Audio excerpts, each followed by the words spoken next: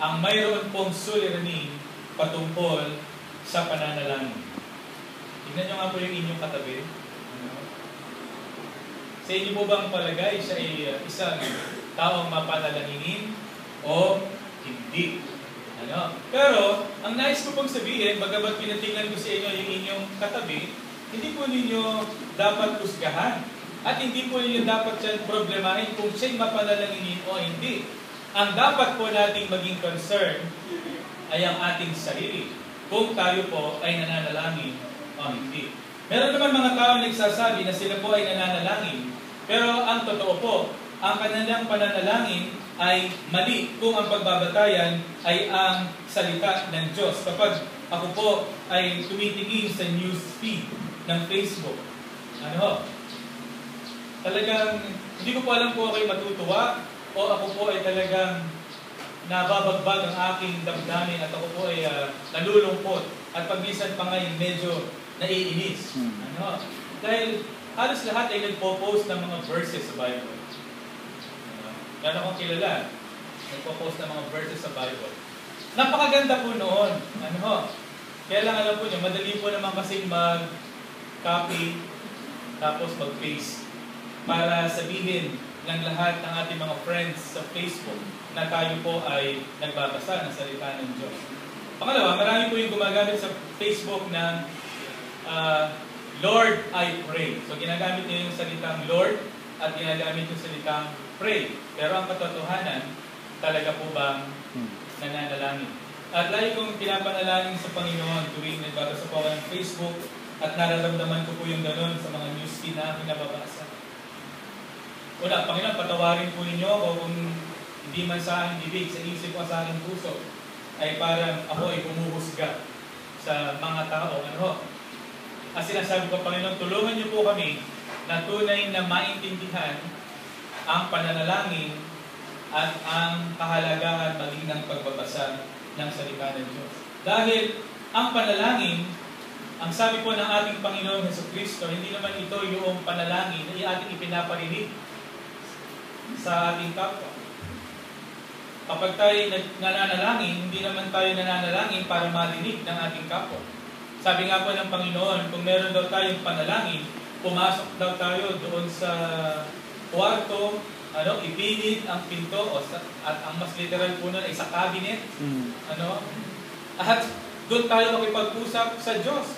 Hindi daw po ang panalangin kagaya ginagawa ng mga Pariseo, na tatayo po sila kung saan maraming tao, at ipapaalam nila sa mga, at ipapahayag nila, kunyari sa Diyos. Pero ang totoo, gusto nilang ipakita sa mga tao na sila'y nananalangin at gusto nilang sabihin na marinig, gusto nila na marinig ng mga tao yung sinasabi nila umano sa Diyos.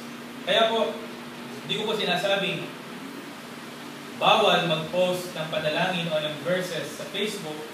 Ang sinasabi ko po, maging maingat po tayo na yung ating ginagawa na napakahalaga at banal sa mata ng Panginoon ay atin na palang nadudusta at ito pala'y nawawala na ng kabuluhan para sa atin. Kaya po, ngayong buwan, nais nating tignan standing strong through faith, prayer, and intercession. In fact, meron pong mga mananampalataya, ganito pa yung lingwahe ng kanilang sinasabi tungkol sa panalangin. Sabi, hindi ko nga ikaalam kung bakit ganun. Lagi ko na bang ipinapanalangin? Ba't hindi mangyari yung aking panalangin? At parang hindi nakikinig ang Diyos sa aking pananalangin. Nasabi niyo na po ba yun? Hindi ko nga alam, Pastor. Bakit ganun? Lagi naman ako nananalangin. Ba't nagkakaganito ang aking buhay? Hindi makitaan ang tinatawag na lakas o ng katatagan ang buhay pananampalataya. Meron pong nakapagbanggit na ang lakas ng ating pamumuhay bilang Kristiyano ay masusumpungan kung mayroon po tayong mga ugat na kung tawagin po ay pananalangin. Kung ang ating pong buhay Kristiyano ay maihahalin tulad sa isang puno, matatag, matibay ang puno na ito kung meron siyang malalim na ugat.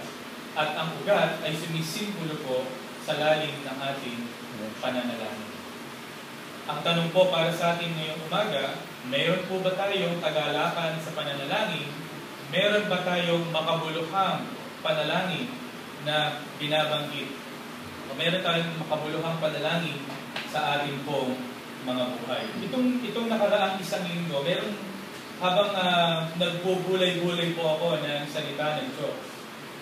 Bilang paghahanda, hindi lamang po para sa pagpapahayag ng salita ng Diyos ngayong umaga, kundi sa darating po huling Sabado ng buwan po ng Agosto, may seminar po ang Rod and Staff doon po sa C4 at ito po ay pinamagatang Amen. Inaanyayahan po ang mga mananampalataya, maging mga leaders, upang maintindihan kung paano po magkakaroon ng makabuluhang pananalangin. So ang title po ng seminar ay Amen, a Rod and Staff Seminar about Prayer. Habang nagbubulay-bulay, nagbabasa po ng Bible, pag-minsan po kasi bukas din po yung radyo, ay napakinggan ko po yung balita patungkol sa isang Singaporean na tumalon dun po sa building at nagpakamatay. Nabalitaan niyo po ba yan? Eh, agahan pa naman po yung building, agahan pa naman yung pakikinig ko. Kaya sabi ng tagapagano, ay nagkalasog-lasog daw yung bahagi ng mga katawan. Kadiri.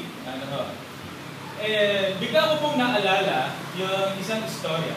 Banggit ko na ito sa inyo. Patungkol dun sa isang Kristiyano, isang Muslim, at saka isang Buddhist na nagtatalo-talo sila kung sino yung tunay na Diyos. At kung sino ang totoong buhay na Diyos. Sabi ng Muslim, si Allah.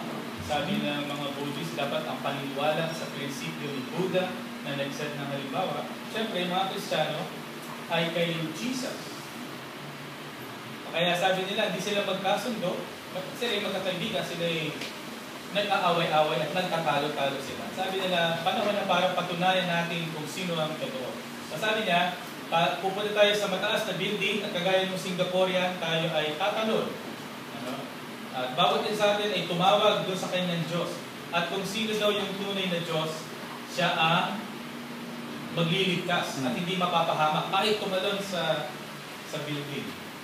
Tingnan ko kayo, baka kayo may magkaya sa inyo.